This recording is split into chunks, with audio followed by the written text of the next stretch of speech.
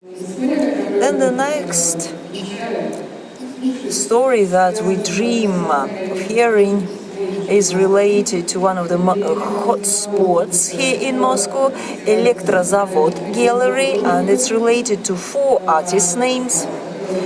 2 of these artists are here with us, and we're very happy to see Natalia Timofeeva and Dima Filippov.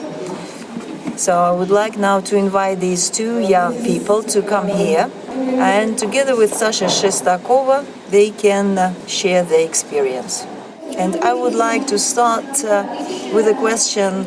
What difference do you see between Elektrozavod and the existing large cultural institutions?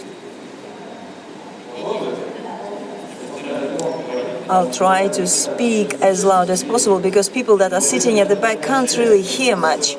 And actually that's the main difference. Everything works in our place, unlike here. Well, we do everything ourselves from the very beginning up to the very end, just like any self-organization or do-it-yourself thing. So we can go, for example, to the director of Elektrozavod to sign all the contracts in the morning, then working at the bar, and then doing some other work at night. I can add that it's true that our site, Elektrozavod, is different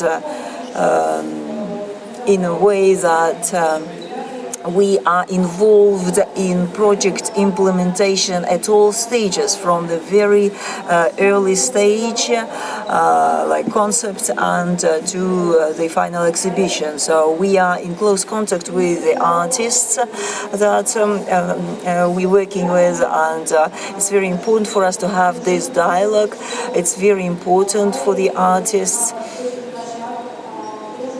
Sometimes the artists lack this communication, they lack this dialogue and conversation with curators, coordinators, related to the implementation and delivery of his ideas. So that's another difference that makes us different from other sites and initiatives.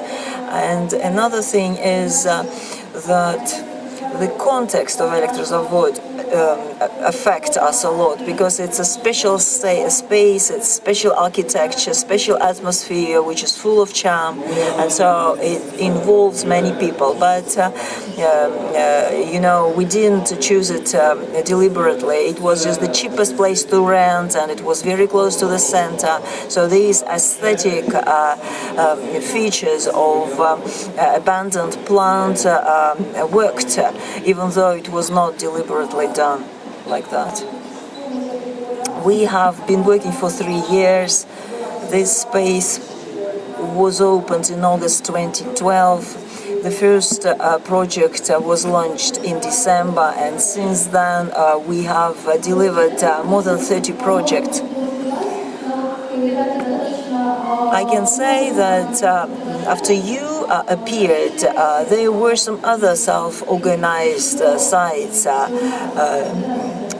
appeared as well. So why is it so important?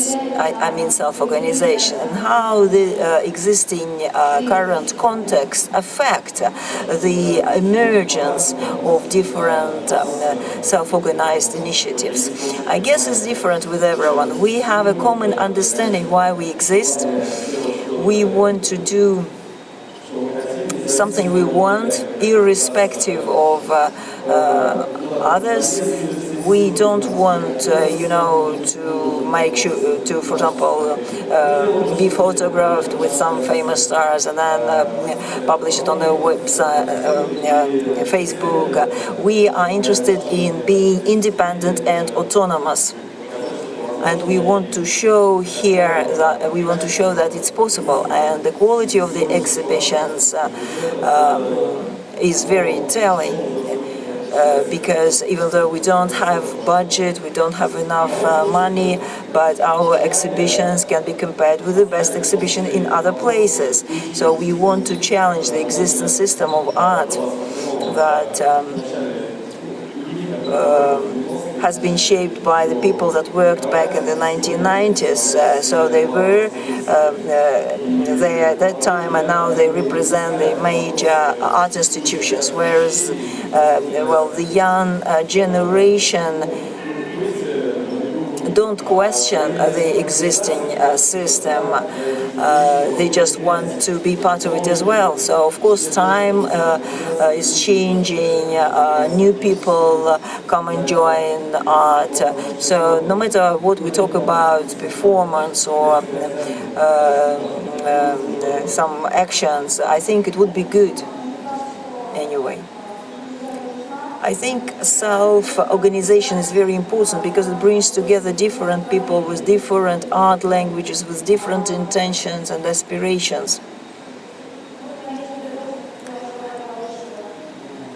Like I already mentioned, it's all about communication and an ability to express yourself in any form without any censorship, when you are responsible for what you do at every stage of your practical work. Elektrozavod has a great potential. We are working in order to communicate, in order to discuss different strategies, both related to exhibitions and other things. So it's important for organizers and artists, but especially for organizers. Is there a conflict between organizer and the artist? And if it does exist, what do you do to deal with it, to resolve this conflict? It's clear that not every artist can organize something.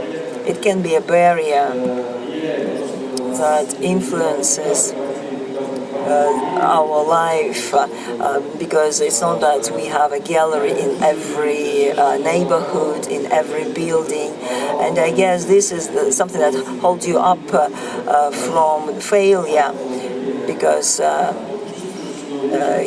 you can feel that there are so many likely-minded people, and they can support you, they can help you, and it's very inspiring. And so, of course, it's not always that everyone can come and sign all the papers when we call them.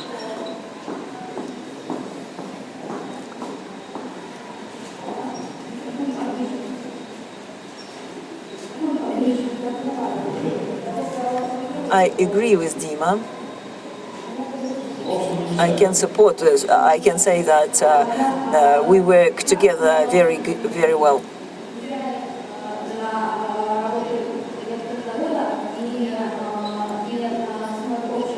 And what can you say about the associations that work with Elektrozavod? For example, in this exhibition, you can see 4 different sections.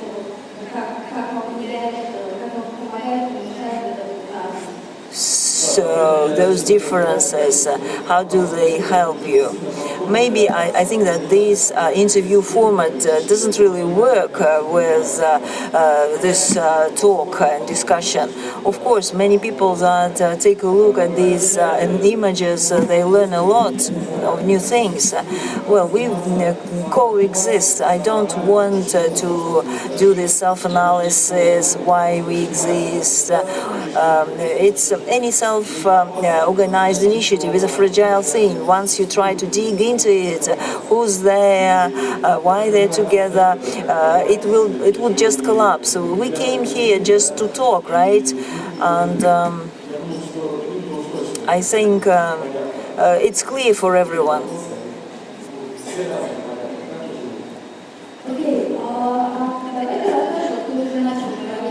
You started telling us about archivation and about different conflicts or disagreements, and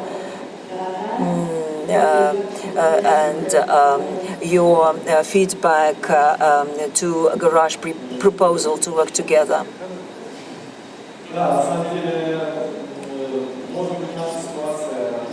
maybe our situation is different from regional self-organizations because we are part of Moscow art environment, and of course we respond to it. And Elektrozavod Gallery isn't really thinking about it, but there is a sort of opposition anyway. So Garage wants, to show us in a special light. We can see there's some imitation of self-organization here on the walls. I feel like I'm inside the cell, and you see these tags like butterflies pinned to the wall. It's like once you pin down a living organism to the wall, not everybody can survive this. It might be killing. So it's a very dangerous thing. So we have been invited to come here to Garage, and I guess every member of our organization has their own attitude to Garage. I'm trying to have a dialogue. I'm trying to understand the people who invited us. Leonid, Larionov and Oleg Frolov refused to participate in this event due to ideological reasons. Well, this has been a compromise for me because Sasha's proposal revealed the problem that we have. Leonid was radically against participating in this discussion. So then others thought that this is very interesting thing, but why does it take place in Garage? Why not in some alternative independent site that wouldn't be commercial? So why does it take place in Garage? This was the main question that our people asked. So we were talking for a long time whether we should participate or not, and Leonia and Oleg decided not to take part in this discussion. As to myself, I think it's very important to provide any content to Garage, just leave this blind spot, as a sign that maybe there must be my work in this place, but I decided to leave a blind spot here. But this is a compromise that I decided to reach. And I can't tell you about everyone. I don't want to give my content to Garage and make it part of their archive, because we don't want to archivate ourselves, we don't want to document ourselves and sort of make a full stop here. We have a lot of many projects, a lot of ideas, and I don't want, to start documenting myself right now. Thank you very much. Otherwise we might say some more silly things.